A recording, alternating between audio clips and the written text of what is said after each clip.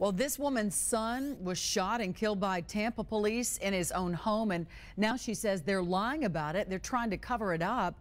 And tonight, her allegations raise more questions about Tampa police and their use of confidential informants.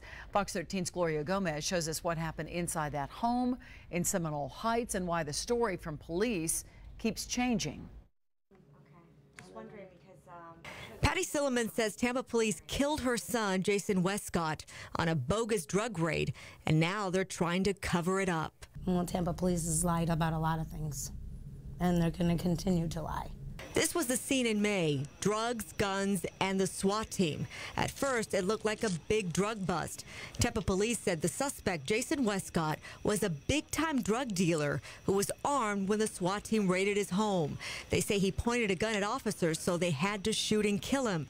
But weeks later, we learned police found barely any pot inside. My son is dead over $2 worth of marijuana and a confidential informant wanting to get off of being in trouble. Several months before the raid, Silliman says her son even called Tampa police for help when he learned someone who visited his house had plans to rob him. He goes and he buys a security system, and Tampa police are trying to say it's because he's a big-time drug dealer.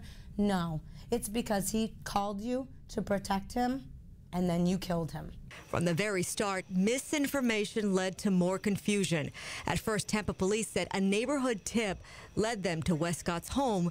Then later they said no, actually it was an undercover officer who had made drug buys there. Then it changed again when we learned the information really came from a confidential informant. But there's got to be times when I expect the chief of police to come forward and say, you know what, we made a mistake on this. This was wrong, we screwed this up, or this officer was out of line. And it seems like they never do that until we provide overwhelming evidence to them.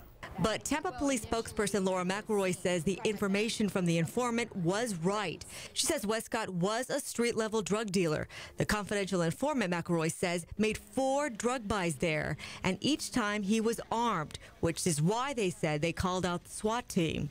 Each time that the informant was in the house, he saw pre-packaged marijuana, up to 40 baggies. If you're just a personal user, you're not going to have marijuana that is pre-packaged for distribution. Currently, there is an internal affairs investigation on this incident, but Patty Silliman says she won't be satisfied until police own up to their mistakes.